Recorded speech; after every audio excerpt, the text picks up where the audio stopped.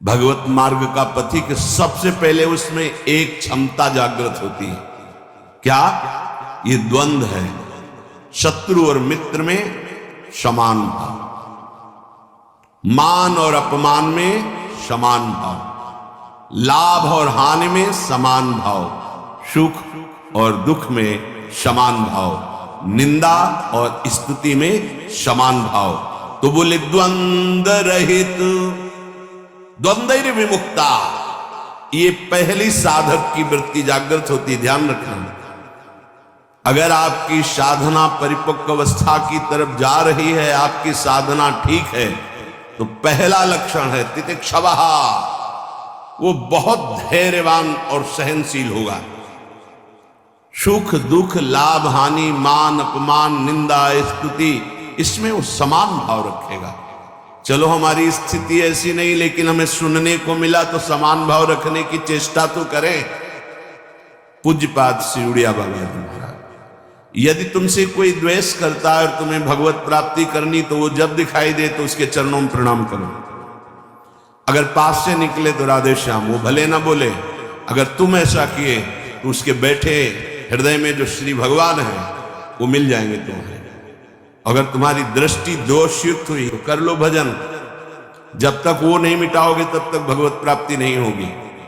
हरिवंश नाम लीन जे अजात शत्रु ते सदा, ये शुद्ध परमार्थ अध्यात्म की चर्चा है। यहां व्यवहार को भी अध्यात्म बनाया जाता है। प्रयत्न करो सहने का, मिटाने का। क्या गाली दे रहा है कोई, श्रवणेंद्रिय ने सुना, मन में जाके दाह पैदा है, ही नहीं, मेरे भगवान अपने समीप मुझे ऊंचाई देना चाहते हैं, प्रेम की ऊंचाई, ज्ञान की ऊंचाई, इसलिए ये कटु वचन बुलवा रहे हैं, मुझे सहन करना है। राधा राधा राधा, आगे निकलिए। जो सुख दुख मान अपमान लाभ हानि आदि द्वंद्वों को सह जाता है, देख लो, यहां लड़ना नहीं है, भक्ति सहना सिखाती। बोले कब तक सहेंगे? जब तक भगवान न मिल जाए।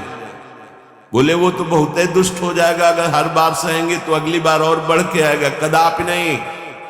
जो अपराध भक्त कर करे राम रोष पावक सो जरे, तुम सहो आग उधर लग जाएगी। उमा क्षमा सापौते भारी, अपने कर्म जाय अपकारी। तुम अपने को बचाओ, मालिक देख रहा है, वो ऐसा हिसाब करेगा। एक नवयुवक था जिसकी देखो हंसी उड़ाता था गया, तो इससे कोई रति नहीं रहती, इसे कोई अपना शरीर का राग मिट जाना ही सब ज्ञान है, भगवान नाम में रुचि हो जाना ही सब ज्ञान है। बस दो बात समझ लो, जितना इससे तुम प्रेम करोगे उतना ही पापाचरण होगा, और जितना नाम से प्रेम करोगे उतना ही इससे वैराग्य होगा, और आप दिव्य उन्नति को प्राप्त हो जाएंगे। ज्ञान रथ, सच्चा ज्ञान, मैं भगवत स्वरूप हूं, ये मैं शब्द अंतःकरण से निकलता है, बस स्वरूप हूं है, मैं के साथ हूं है, नहीं तो स्वरूप, बस स्वरूप, मैं स्वरूप हूं, ये अंतःकरण धर्म से निकल रहा है, केवल है स्वरूप, ये है, वहां कोई और शब्द नहीं जुड़ता, न मैं न हूं, वो है, वही है, वो भी खत्म, केवल है। यह है पूर्णता, ज्ञान की पूर्णता, भक्ति की पूर्णता है। कौन? गोविंद, गुरुदेव, किशोरी जी है। बिरत खटाई नाना कस, जैसे कुछ धातुएं होती हैं उनमें खटाई डालते तो बहुत जहरीली हो जाती है, ऐसे ही उपासक को हर भोग दिखाई देता है जहरीला। ब्रह्मादिक के भोग सब विषम लागताई, तो कहे फिर सुख क्या उसको मिलता होगा? गांव में जब गुड़ बनाया जाता है तो ऊपर का जो फेन निकलता है ना, गांव के जो गरीब लड़के होते दौड़ के चाटते हैं, बड़ा मीठा अच्छा लगता है। कहीं उनको रबड़ी मिल जाए तो उसकी तरफ देखेंगे क्या? नहीं देखेंगे, क्योंकि अब उससे बहुत कई गुना बढ़कर के आनंददायक रबड़ी मिल गई। जैसे निर्मल विशाल मृदु जल का जलाशय मिल जाए तो छोटे छोटे गंदे गड्ढों की याद नहीं आती है। ऐसे सच्चिदानंद भगवान का सुख स्फुरित होता है जब, ते गंदे विषय विष की तरह दिखाई देते। ब्रह्मादिक के भोग सब विषम लागत है। तो बोले उस उपासक के हृदय में इतना वैराग्य हो जाता है जैसे वमन, खाने को मन नहीं होगा, विष्ठावत मलवत त्याग, मल त्याग के बाद कोई अहंकार नहीं होता, अर्थात वो त्यागी भी है और अहंकार का त्यागी है। जैसे इसमें कहा बीरत खटाई नाना कस, जैसे काश आदि जो पात्र हैं इनमें खटाई पड़ जाए तो बहुत जहरीली हो जाती है। बोले ऐसे ये सारे विषय उसे जहरवत दिखाई देते हैं। इसीलिए जो विषय प्रिय लग रहे हैं उनसे पिंड छुटाना हो तो भगवान को अर्पित। तो बोले सुख निधान सुजान कौशलपति भये प्रसन्न कहू क्यों न होई बस। यदि ऐसे चलोगे तो भगवान बिना बुलाए आपके पास आ जाएंगे। कैसे? द्वंद्व रहित, मान अपमान निंदा स्तुति समान भाव से सह जाओ। गतमान, कोई सम्मान करे स्वीकार मत करो, उसके भोक्ता मत बनो। ज्ञानरत, ये शरीर नष्ट हो जाएगा, तुम अविनाशी हो। विषय विरत खटाई नाना कर, जितने भोग हैं इनमें कोई सुख नहीं है। और फिर जैसे देह गे से प्यार करते ऐसे प्रभु से प्यार करने लगे। तो कह रहे प्रभु अपने आप आपके अधीन हो जाएंगे। सर्वभूत हित निर्व्यलीक चित भगति प्रेम दृढ़ नेम एक रस। तुलसीदास यह होई तबहि जब द्रवे ईश जेहि हतो शीस दस। भगवान जिसको अपना बनाना चाहते हैं तो उसके हृदय में एक बात प्रकट होने लगती है, कैसे सबको सुख पहुंचाऊं। सर्वभूत हित, ये बात, ये लक्षण है भक्त का। हमारे अंदर भक्ति आई, इसका लक्षण किसी को भी दुखी देख के मन कैसे इसको सुख पहुंचाऊं।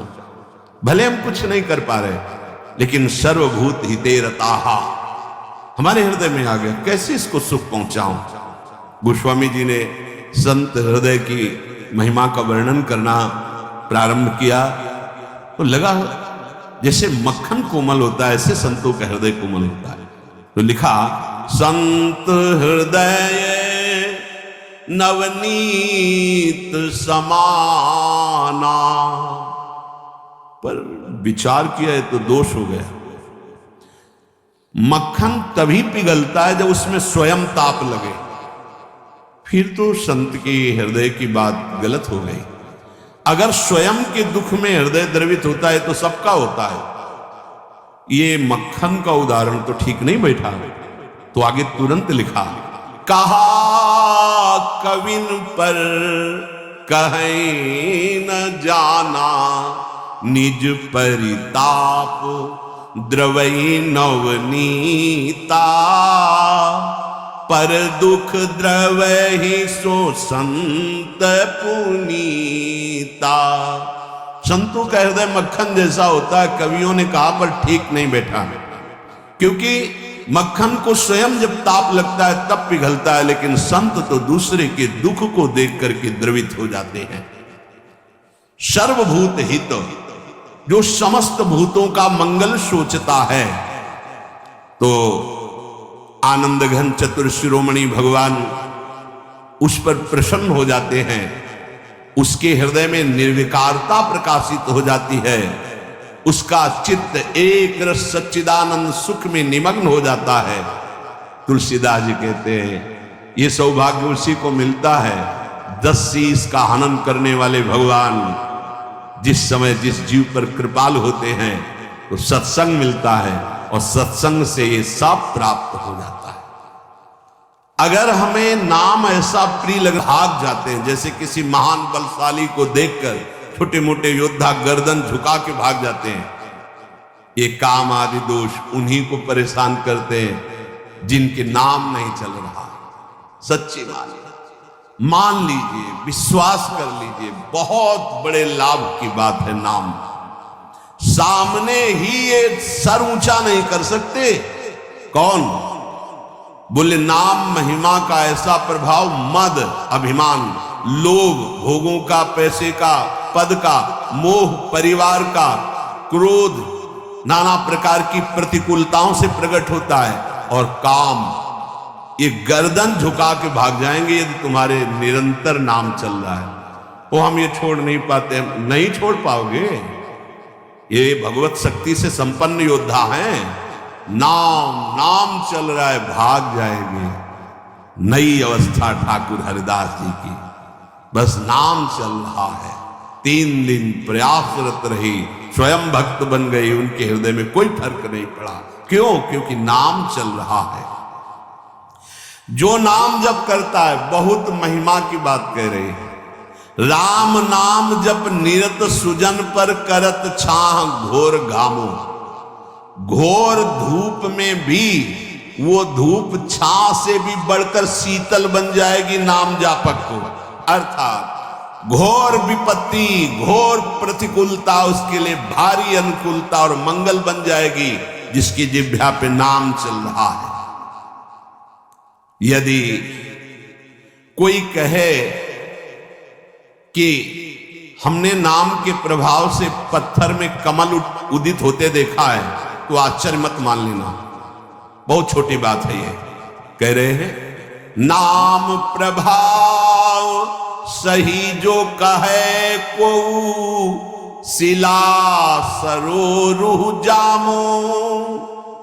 जो सुन सुमिरी भाग भाजन भई, सुकृत सील भील भामो। यदि कोई तुम्हें ऐसा कह दे कि हमने देखा है पत्थर में कमल खिल गया,